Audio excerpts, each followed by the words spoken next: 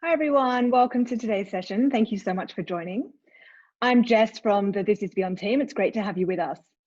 Today's panel is a regional focus on Asia, which we're excited to bring to you. We've got a selection of some well-known industry names who I'm sure you'll recognize joining the discussion, and they're all based in different parts of Asia. So it's sure to be an insightful and thought-provoking discussion. Please do use the Q&A function at the bottom of your screens, because there'll be plenty of time for questions from the audience to our panelists later on. And I'd like to introduce Kissa Castañeda, who is our moderator today.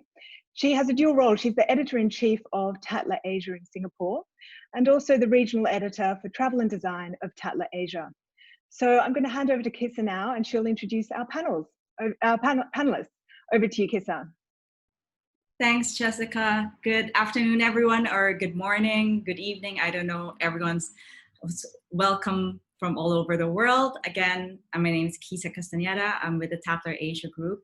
It's really an honor to moderate this panel today. And joining me today are three really amazing people in the travel industry, all across from Asia.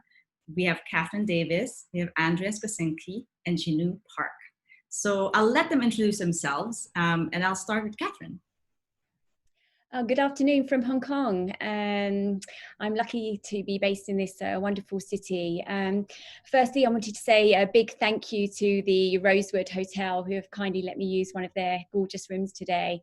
Working from home with children around always comes with challenges and interruptions, so I thought it would be safer to be elsewhere today. I also wanted to say thank you to Stephanie and the team at This Is Beyond for inviting me today. It is a privilege to be on the panel today with Kissa, Andreas and Jinu. So I work for 360 Private Travel, which for anyone that does not know, is a private luxury travel club where our focus is on providing an extremely high level of service to our clients for their travel needs globally. 360 has been in operation for 11 years now. Our head office is in the UK. We now have partners in Europe, US, and of course Asia. I look after the Asia team, where we have a team in Hong Kong and Singapore.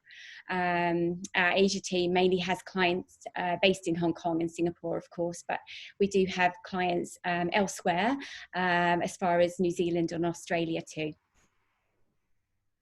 Great, thanks, Catherine. Over to you, Andreas. Yeah, good morning, good afternoon, good evening. I'm based in Bali and greet you all from here, from the island. Originally a German, and discovered my early love for travel and foreign places with hotel apprenticeships, and then basically moved very soon on to Asia to take stints in Myanmar, Oman and Malaysia before I settled here in Bali 7 years ago to join Destination Asia. It's probably well known to you all. We're operating in 11 countries, particularly in Asia, on a higher end level of DMC management and client.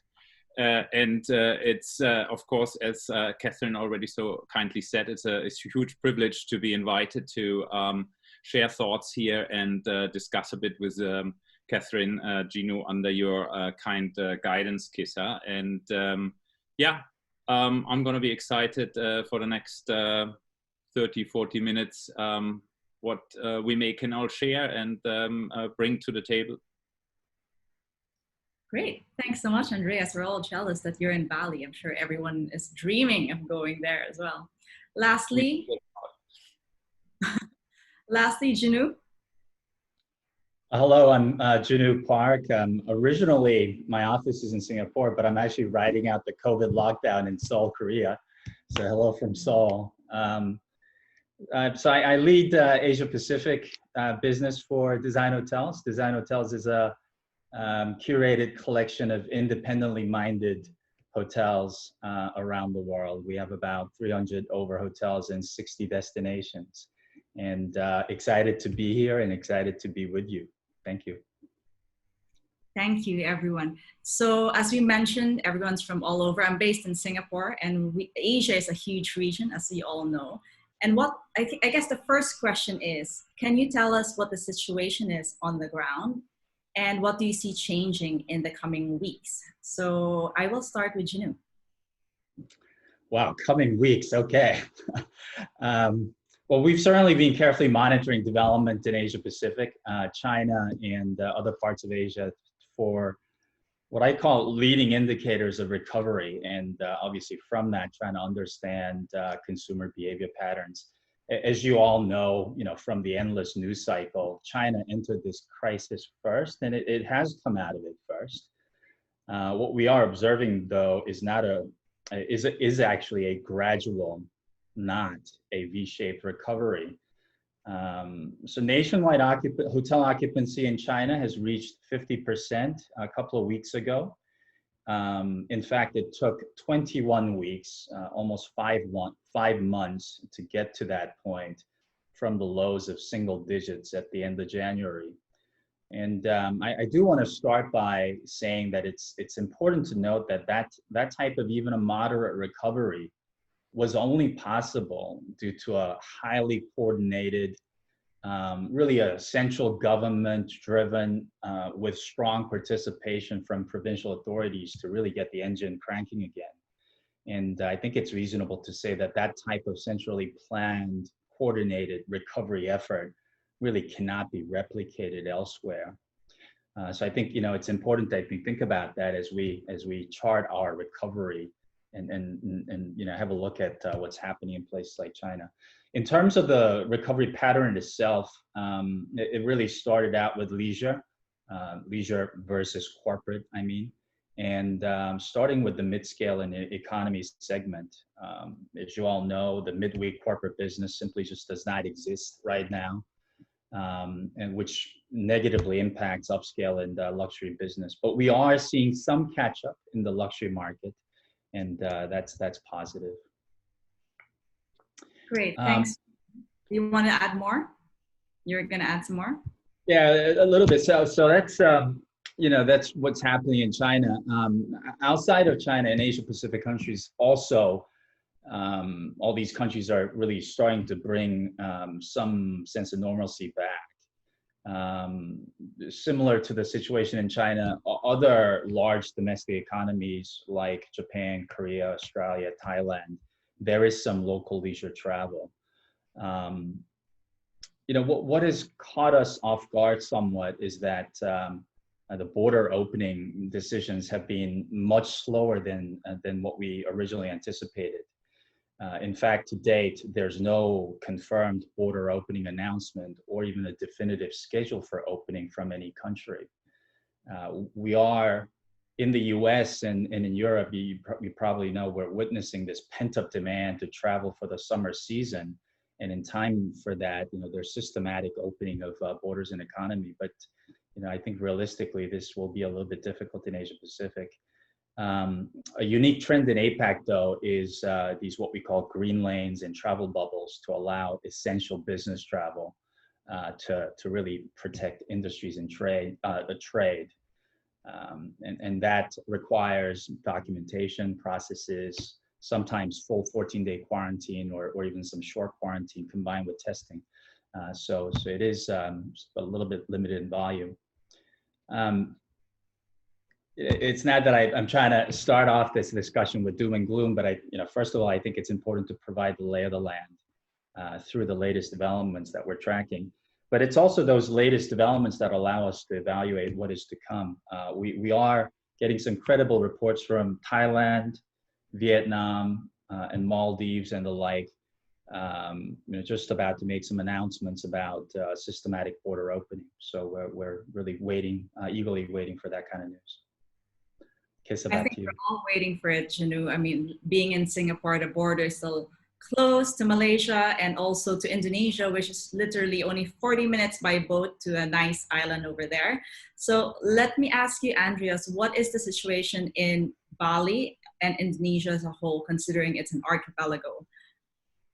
Yeah, it's probably a little bit different, but then as we all know, similar over the ASEAN and APEC situation.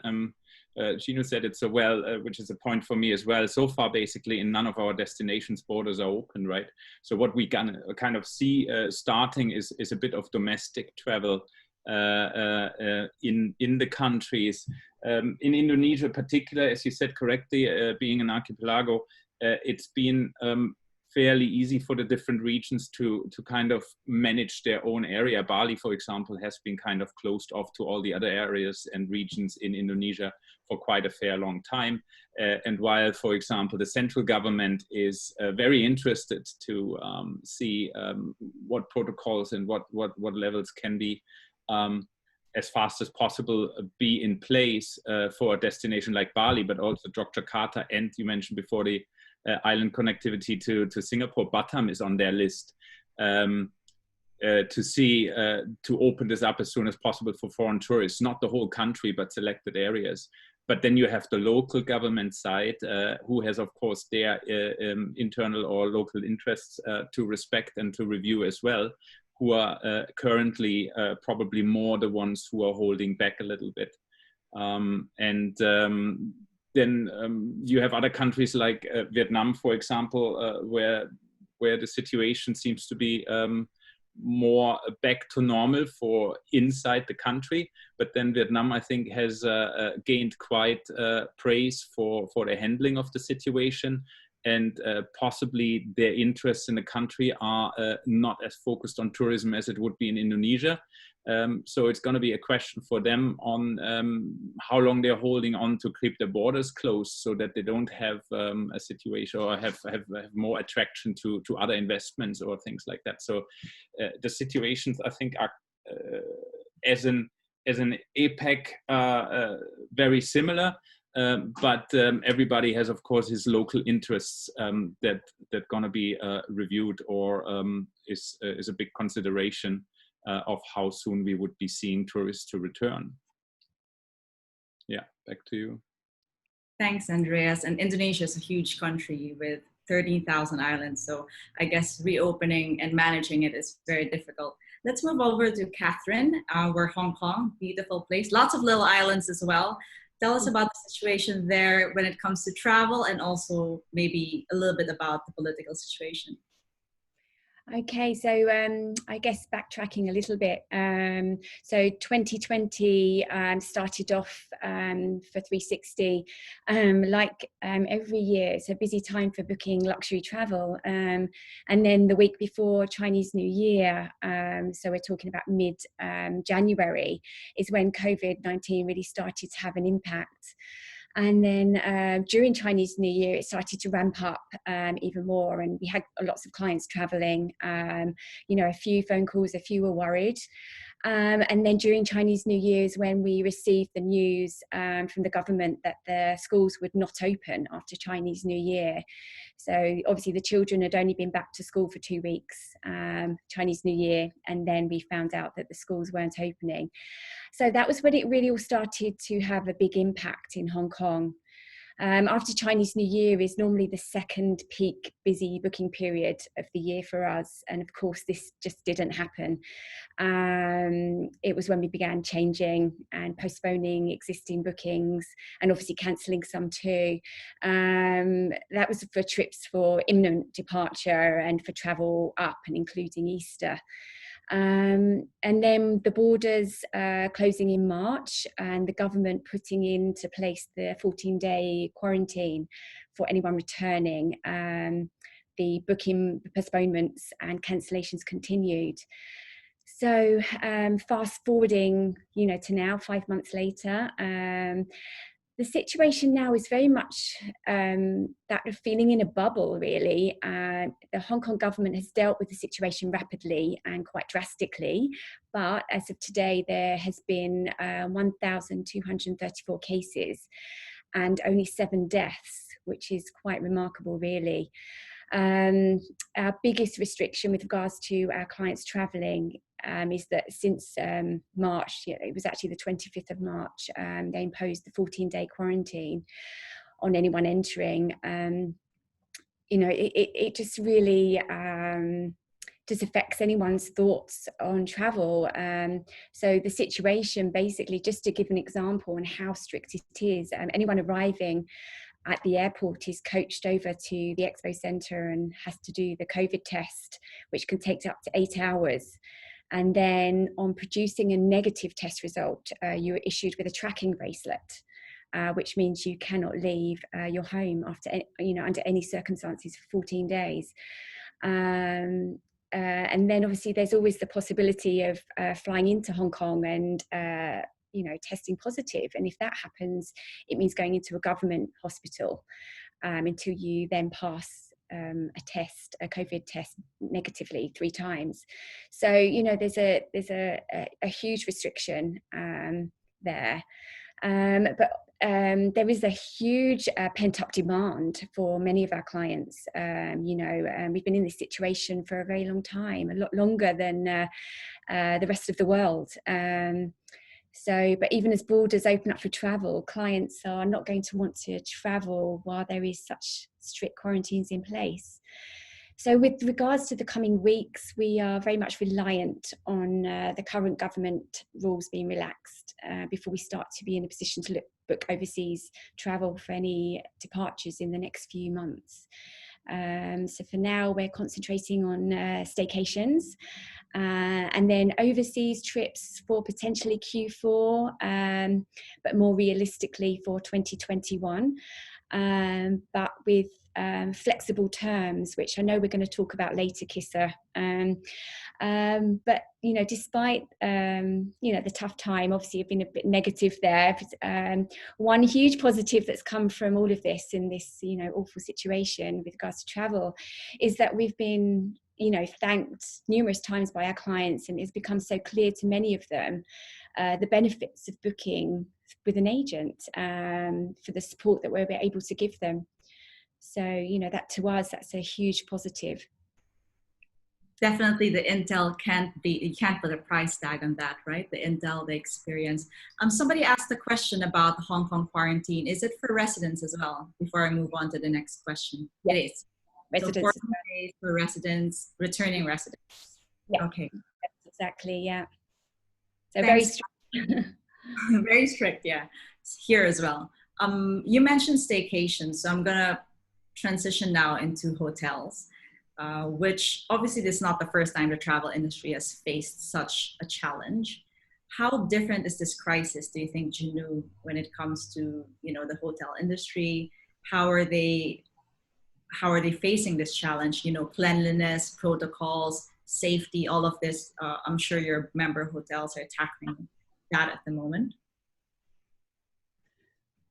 I mean, obviously, it's a time for a real meaningful reset, and I know that the words are cheap, and those are words that I used a lot. But as I prepare for your question, I thought about some of the more bigger issues where that's really making this downturn or recession so different from any other. And I could, I wanted to quickly talk about 4 things. The first is this issue of cautious consumer sentiment, which I'll explain a little bit. And then specifically on health and safety, this complexity of local mandates versus brand standards, if you will, of a design hotel or any hotel company. So that complexity. And then third, we're starting to use some technology. So I'll talk about some of that, some of those examples, and smart usage of technology and other areas of innovation. And lastly, as we look to the future, uncertainty around longer term feasibility of some of the things that we are doing right now. I mean, I think we are really reacting to this new reality. And I think we have to think about how feasible this is really in the longer term. So starting with the cautious consumer sentiment, it goes without saying, health and safety is top of mind for everybody. It is one thing to reopen hotels, allow dine-ins and restaurants, and increase flight capacity, but it's really another for people to really go out and live normal lives. As countries implement phased openings, what we are definitely seeing is in the beginning stages, a burst of that pent-up demand. And again, just going back to the China example, during the May Day week, there's people really just went out and spent. And that's great to see. But the second holiday period, which happened to be actually last week with the Dragon Boat Festival, we definitely saw that bullishness tapering off a little bit. So one of the most important focus of our hotels right now is really giving travelers that sense of confidence that there is a reasonable trade-off between health and safety and this inevitably burdensome hassle that you have to go through when you travel. So in terms of that, hassle, if you will, every jurisdiction has its own guideline. So, as a hotel brand, we share deep cleaning guidelines or F&B operation guidelines. But the reality is every country, city, every state and city has its own mandate. So what we are prioritizing is really to help hotels clearly communicate what those local codes are, certainly on the hotel websites, but also in things like confirmation emails and the like. Now, having said this, some of our hotels, in our portfolio, for example, our retreats in Japan or retreats in rural China, they're well designed for this anyway. So, for example, ryokan type service, breakfast or dinner in a private dining room, or a Japanese counter seating, that inherently provides health and safety.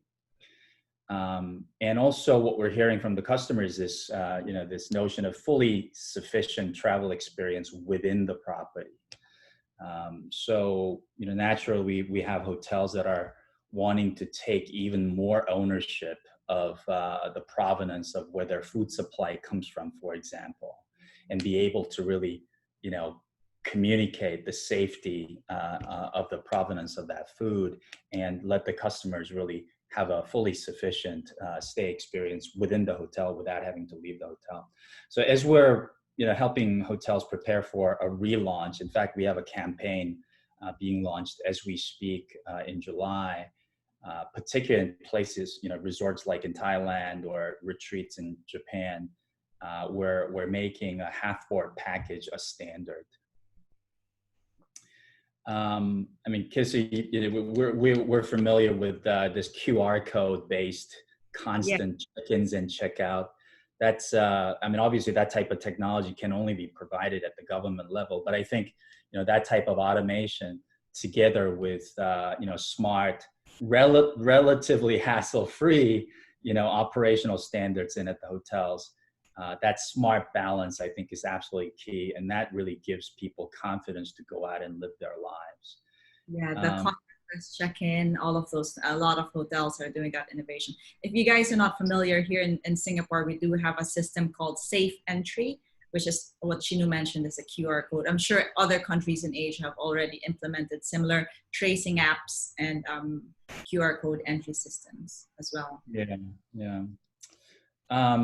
Maybe slightly, on a related topic of innovation, this is also making us think a lot about what is a really hotel about. And, at Design Hotels, we've always thought that hotel is not just a place for sleeping and eating.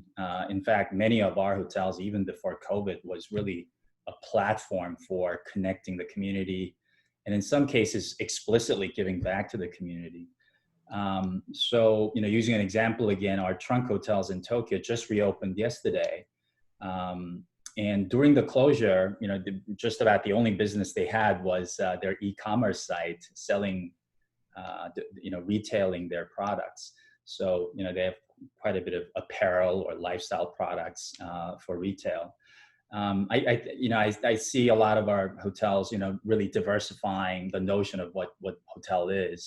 And I think that's another innovation that's going to come out of this time. Perhaps I end with a view to the future. So clearly we're reacting to this new normal. Middle seats are vacant in flights. Rooms are kept vacant for 24 hours between check-ins and check-outs. These are possible now because we just don't have a lot of demand. But these are short-term reactions, and we will have to evolve into a very different future reality in travel. But innovations come out of crisis, and we certainly hope and believe that's the direction we're going. Whether it's the physical aspects of how to design a public space in a hotel, considering all these health and safety issues, or even the non-physical aspects of how do we create more meaningful customer interactions in a contactless world. You know, these are just big questions we have to ask and take on. So we expect there to be big and meaningful changes. That's what we're hoping for, more connections with less contact, I suppose. I'm going to move on to Andreas now, where as a DMC, obviously hotels are only one part of the whole ecosystem and equation. And Jinu mentioned that, you know, hotels want to be the destination. And if you're on a staycation, that's possible. You don't want to leave your hotel. But as a DMC, you have other elements in place and in play as well. How is this crisis different for you? What are the changes that you noticed from pre-COVID to now? And any policy or procedures specific to Indonesia that you'd like to share as well? No, I mean, I'm starting maybe a bit at the last part that you just asked in regards of changing of policies or procedures. These are not generally only Indonesia part and so on. And as Gino said, and the hotels have to work them. We as a DMC, we basically have to look in all layers of the travel services. While we need to be assured that hotels are, particularly also when we look into boutique hotels in our destinations, which are maybe more local, where we maybe even need to assist and help a little bit on some protocol guidance, but we are to some extent responsible of what we're selling, right? But it goes then very much, as you said, into the outside and the activities, and that's probably a little bit more of an area where we have to work very closely with our local partners and develop them. And that's happening at the moment for us group-wide, and then of course looking into each individual local destination of what is necessary. So we have drawn our enhancements to our standard SOPs that we have already, and developing that right now on a group-wide level in regards to possible manuals or just individual pinpoints. Particularly here in Indonesia, we're working actually with a couple of other friendly DMCs together on sustainable and health and safety since a few years already. This is now a great platform for us to just basically put that one layer on top, and going out to our activity suppliers in Indonesia as being an archipelago, as you said before correctly, is we have so many boat services, right? So this is a different layer that we need to look into. Yes, an airline has probably their standards and things, but how is the local ferry from Java over to Bali, or how are the fast boats from Bali to Gili Islands? That will be similar in other destinations. So that's a process that is working on now for I would say probably 2 months already, and still in process. And we are of course now getting to the point of how soon we hopefully can have some customers. It's very actually interesting. We had guests arriving into the destination with visa and all the formalities, which probably had stay permits. You don't know them exactly, but some services booked. So it's interesting to see that sometimes. But challenges and what has changed possibly, I think a lot of filtering of informations and what is viable. You want to, as you said correctly, government protocols, government policies. So very often you have your idea and you have your elements and understanding of what is necessary to be put in place, but you have to, of course, also somehow wait for that official kind of documents so that you cover both sides. And that sometimes takes in some destinations a little bit longer. But they're coming through now, so we can compare them and update them and have these kind of things. Social network is of course always very fast, as well as the media, with some kind of emails of this will open up and that will open up, and then you have to bring it down again and say like, well, it will probably take a bit longer until we're ready, or that the destination will open up. So that's probably most changes for us. Government policies will help, but there's a lot of working and thinking within the industry, of course, forward. I'm actually quite, how you say that, proud, or quite. I know that basically in all the Asian destinations in APEC, the destinations will be ready to welcome the tourists, but there is going to be maybe probably one other aspect which we are also working on. We will have to review certain products, and we might gonna have to take them off the list and say they wouldn't work right now under the current situation and understanding of social distancing or other health and hygiene elements, and that's another element that we as a DMC have to observe or watch out for. Thank you, Andreas. There's actually a question here, and it's both for you and Catherine, before I move on to Catherine, about what the clients want and what the tourists are actually looking for, the travelers rather. Sergio, and hopefully saying your name correctly, asking, is there an opportunity for a more active way of seeing destinations, encouraging travels for a more green or eco approach, walking or biking, as being outdoors in nature than being confined between walls or inside a car? So this virus has obviously made us a little bit more hesitant of spending time indoors with other people.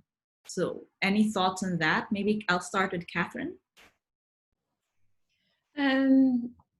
Yeah, I mean, we're just at the start really of looking at the bigger picture and travel, overseas, getting on aeroplanes and everything. At the moment, we're more concentrating on staycations, but I think there's been positives that have come out of the terrible situation. So people are going to be looking for more unique opportunities, being outdoors, discovering new opportunities, being with nature. I think definitely that is something that we need to embrace for sure. You have clients asking, I mean, I'm sure a lot of clients are asking where they can go and what's possible, and you use your intel for that. Are they actively looking, or is there demand there for remote travel? Yes, I mean, again, it's funny, we have been having inquiries, and then, people are still quite hesitant to, push it over the line, especially obviously given the situation in Hong Kong, with the quarantine on return. That's our biggest stumbling block at the moment. But yeah, for Q4, I mean, we're hopeful that will come down. If it doesn't, then obviously we're pushing into 2021. And yeah, I think for definite, people are going to be looking at different ways of traveling now, really experiencing nature and, being outdoors, maybe not traveling as often. In Hong Kong, we have many public holidays, and people do travel often during the year. So I think that will probably be cut back, and people will go on a bigger, longer, more meaningful trip rather than lots of little trips. So yeah, this is where we can work with our DMCs to really give them an amazing experience, but at the same time, keeping it safe.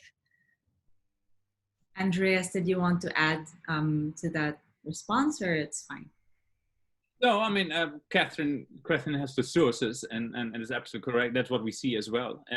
In regards to the question is absolutely perfect in looking into that. And that comes in the same point where I said we have to take out products. We looked at the same time, which products do we actually want to push? Which products want we have our sales teams to understand that these are the ideal products? And we have, of course, now in Indonesia again, areas or islands where we can be rather secluded as a customer, to travel and stay in a resort with only a few rooms that we can very well control and understand their protocols. But the outdoors is, of course, in our area, in most of the Asian countries, I would say, a great possibility because of the temperatures and in the high seasons, right? So walking tours, bicycle tours, they are all in our standard programs in all destinations, and we're definitely pushing our teams to include more of these in the itineraries. That is, yeah, it's a good point. Yeah, I think also more people are thinking about wellness and being active, being on lockdown, like just going for a run, that kind of behavioral changes there. I know we don't have a lot of time, and there are a couple of questions. So while Jinu is still here, I'd like to ask, you mentioned innovation, and actually all three of you mentioned behavioral changes, shifts, and innovation. Question for everyone: is it reasonable to expect similar measures such as QR codes or technology in the rest of the world? Or is Asia better set up to roll out these than elsewhere? Who wants to go first? Jinu, I suppose. I think you know, adoption of QR codes certainly a lot more pervasive in certain Asian countries, no doubt about that. So I don't think it's one technology fits all, you know, so, but it is about that trade-off between confidence in health and safety and, you know, the hassle, you know, this kind of burdensome hassle, right? So, yeah, I mean, you know, you want to feel safe, but if they ask you to fill out 20 different forms to get in somewhere, you know, it's just not going to work, you know?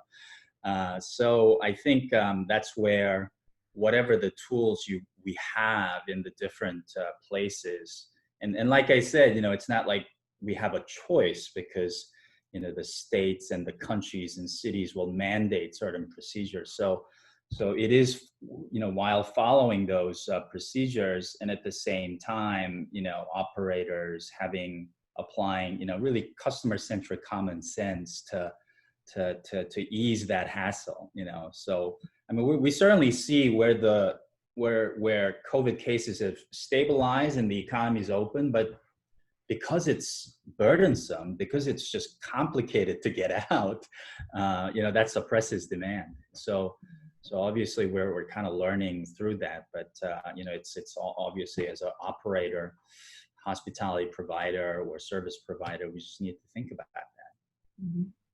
Anyone want to add when it comes to the use of technology or innovation in the whole travel experience?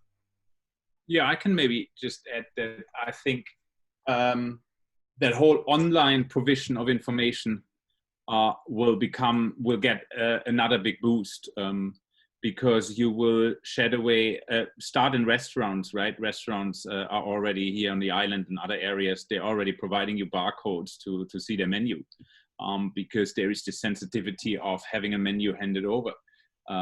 We're working at the moment on online provision of all the travel documents, particularly then also again the provision of sanitized travel provision informations and so on that we have to provide. But probably we will not necessarily have too much to hand over to a customer anymore in physical kind of material. Also, I think these elements that has not to do with the QR barcode on securities, check-ins and things like that, but we will definitely see that coming, which for my side is, or for our side, looking anyway into sustainability the whole time and driving right now very much to get our TravelIze certification even in that time.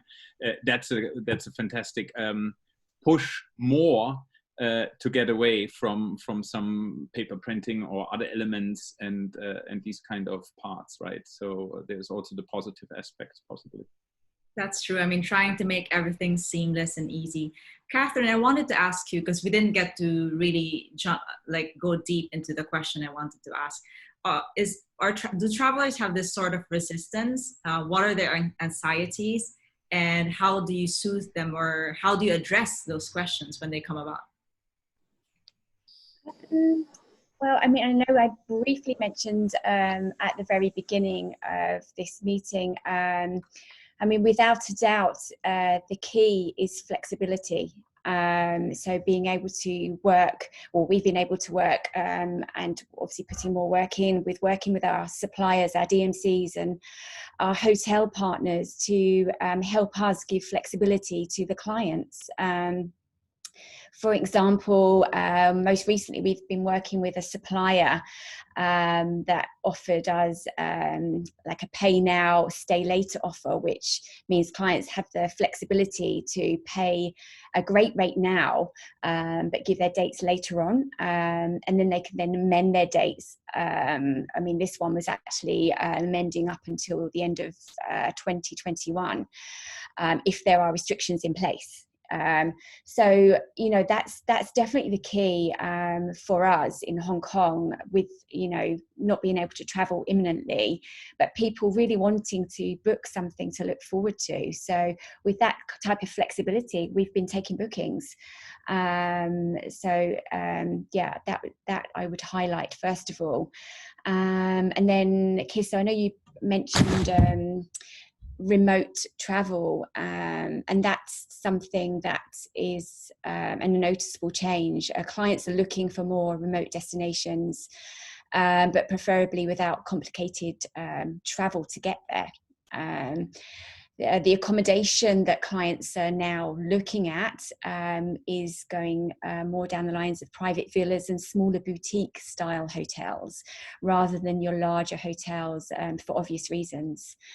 I guess, I mean, again, I'm referring to Hong Kong because that's what I know best. I mean, again, we're very much in that safe bubble. So the process is, why put yourselves at unnecessary risk? So they want to travel, but they're going to really look at how they travel. Even when air bridges come into effect, there will be concern for many about traveling on aeroplanes and through airports. So this is where we can see the rise in private air, and you know, this is definitely something that's being asked for. Before the borders closed, obviously, you know, COVID was very much a thing, but before the borders closed, we were getting inquiries for private boat charters in the same way as the private air. And we can clearly see that this is something that's going to be a demand, private boats and yachts, you know, going forward. So yeah, I mean, for us at this moment in time, you know, until the borders relax, we are concentrating on staycations. Of course, the majority of our clients are based in Hong Kong, and we have some stunning hotels here. And we've been working closely with our partnered hotels to sell vacation packages. And this has been great for the hotels in Hong Kong. As everybody knows, Hong Kong has suffered terribly in the last year with the protests and riots. Yeah, it's been over a year actually. And some of our partnered hotels have seen room nights fall to single digits.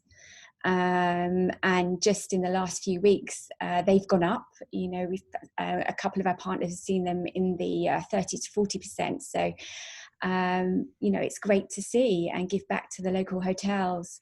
We have clients obviously based in Singapore as well, and Australia, New Zealand. Unfortunately, as you know, Kissa, you know, Singapore is not open yet for staycations, but for Australia and New Zealand, we've been working with DMCs locally there, partnering with hotels there to be able to put together staycations for clients that are based there. And I guess we just feel overall luxury travel is going to become more selected, for definitely, you know, for the next, or for the foreseeable really. And I mentioned just briefly earlier, clients are not going, we feel as a team that clients are not going to travel as often, but when they do, that trip's got to be more meaningful. Maybe they're ticking off bucket lists. They're more focused on nature and giving back, sustainable travel. You know, one thing, a positive thing that we've all seen through this crisis is, you know, the positive effect it's had on our planet. You know, from the world not traveling. We were talking just briefly before we went online about the pollution levels dropping in both Indonesia and Hong Kong, and it's actually quite incredible. So yeah, another thing is... Sorry, Catherine, I'm going to stop you there for a second because I know Jinu has to leave like imminently. He's off to the port. Jinu, did you want to add some last points? Actually, somebody asked a question which I thought would be a nice ending for you as well, because you mentioned innovation quite a number of times. Do you see any new business models emerging from this crisis? Are you there still? Sorry. That's like a 30-minute conversation. I know it is, and I'm like asking you to answer in a minute. Yeah, well, first of all, let me start by, excuse me for being disrupted, but I unfortunately had this commitment as I have to have a hard stop. But, I guess I'll maybe just talk about and expand a little more about what I talked about before. Hotel, and I think many of you will agree, is no longer just a place for lodging and dining. Hotel is a vehicle, a venue, or a place to achieve something. So if that's for a traveler, if it's meaningful travel, finding yourself and achieving something, it is that. If it's for a hotel owner that uses it as a vehicle to give back to the society, it is that. And I think, and we have these tendencies every time there's a bit of a crisis, we reflect and look back and pause and look back. And I think this particular crisis is helping us do that in genuinely a profound way, obviously, because this is a very different kind of crisis. And I think it's not just a hope. I think if I think about our hotel owners community, they're independently minded people anyway. They're kind of visionaries in their own space anyway. But I think it's really pushing them to think more about what is the role, what is a hotel about, And I think it's just difficult to say it's specifically this or that, but I do think there will be genuine innovations that come out of that thinking of how do I use this place or a destination as a vehicle for something. So you see a lot of changes coming soon in your hotels for sure. I certainly hope so. Room rates up. Yeah. Room rates up. Okay, Jinu. Right. With that, again, I'm sorry about that, but I will graciously and quietly duck out. Okay, you could reach him on Purposeful Traveler. That's his Instagram handle. So Jinu was speaking about. Thank you, Jinu. We'll see you very soon. Jinu was speaking about the changes, innovation, and how we can use this giant pause for making sure that travel is a force for good. I interrupted you there, Catherine, and you were just getting into the groove of explaining about sustainable travel, purposeful travel, and how your clients actually want that. So for both you and Andreas, any thoughts on how travel is going to evolve or has evolved already? Do you want me to go first? I mean, one point that I was going to mention is obviously wellness in luxury travel has been on the rise for a few years now, and I can definitely see this becoming even more of a focus, for obvious reasons. I think that's another area that we will be looking to focus on. Working with our DMCs and our hotels, clients are going to be, more focused on that for sure. Andreas, I'm not sure whether you wanted to add any more.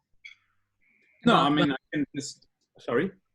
About wellness or the changing nature of travel. Yeah, in general, but I think I can hook easily in what Catherine said, that before already, that it will be more selected and now focused. And I think we see that already, and we do understand that also as the inbound management partner.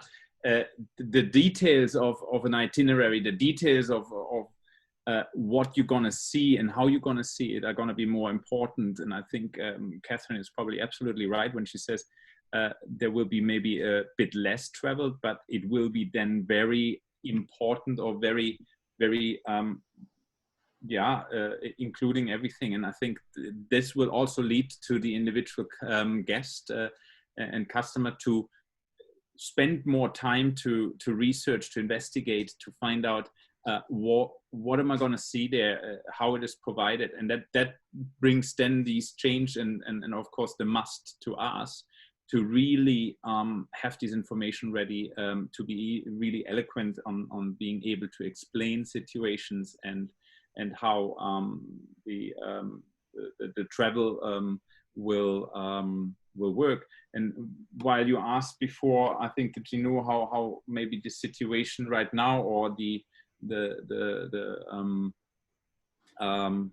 pause will give a chance. We definitely, as well as we work on the outside, right, on the external kind of provision and things, we have definitely turned internally, and we're using that for a lot of training with the teams on focused elements, but also on product, other things. These hygiene enhancements that everybody has to implement, they have to be understood, they have to be trained through, right? And not only to your colleagues in the office. For us as a DMC, this goes straight out to the guides, the drivers, all kind of layers down. And I think this is that's where we focus quite to some extent at the moment on. Thank you, Andreas. Somebody also asked a question earlier that I wasn't able to share with you guys about how luxury travel is changing and how also brand names, will it be more important when it comes to a customer's consideration of safety? Because you mentioned, Andreas, that you are working on protocols that you're from a boutique villa, they would do it, but obviously a lot of other brands, the big boys, they have their own protocols in place. How do you think that will come into play? And for Catherine, how do you push that message to your clients, or do your clients have a preference, luxury travelers? Yeah, so maybe I start here quickly, and then Catherine can line this down to the customers directly. The message, there is a very valid point on it, and we thought about this already right at the beginning. It's like, okay, these big brands, we don't really need to worry so much about it. They're going to have their corporate policies, and we know that there are the sources behind and the quality behind within their brand to get it right. So our internal focus was right away more towards the local brands and support that level, particularly also because we do have, of course, highly branded boutique hotels, but as Catherine said before as well, that was clear as well, villas and boutique properties will become much more important, where you have, as a customer, a better overview of who you're sharing facilities with. And I think there is the education probably needed. And that's where we're trying to work with assessments on them, and also maybe give them a kind of a tick or something, so we can ensure to our external customer that they are following similar protocols and things. But the branded ones will have there, I think, a bit of an advantage currently. What about you, Catherine? Do you think if you're a self-contained accommodation, or if it's private but doesn't really have a brand name, does it affect the way you recommend it to your clients, or do your clients ask for brand names? I mean, our clients, it's very individual preferences. Some will ask for brand names, and others want to go for the more private options. Obviously, at the moment, we're seeing requests more for the private options, the smaller boutique hotels, and this is where our relationship with our suppliers and our DMCs, really shows its full value. And we, the DMC partnerships that we have, we completely trust. We're constantly keeping in communication with them. We have updates all the time, so we know that the products that the DMCs are offering are safe. And obviously, if a client, which does happen, especially, well, obviously, again, I can only really speak for the Hong Kong client, but when they are worried or nervous about staying in a property, we can fully delve into the property through the DMC to give them some answers, just to put their mind at rest. Thank you. Okay, I think we're almost, time is almost out, and Jessica is back. So thank you everyone very much. Thank you, Catherine. Thank you, Andreas, and everyone who joined us today. And I'm going to hand over to Jessica for final words.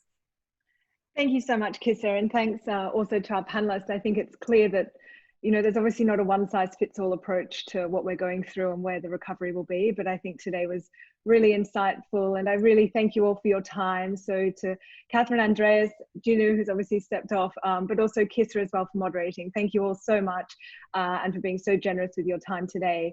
The recording and takeouts of today's session will be shared with you all via email over the coming weeks, so keep an eye out for those in your inbox, and also for future sessions which we're running most weeks. So keep an eye on your inbox. Thanks again everyone for joining us, and we'll see you next time. Bye.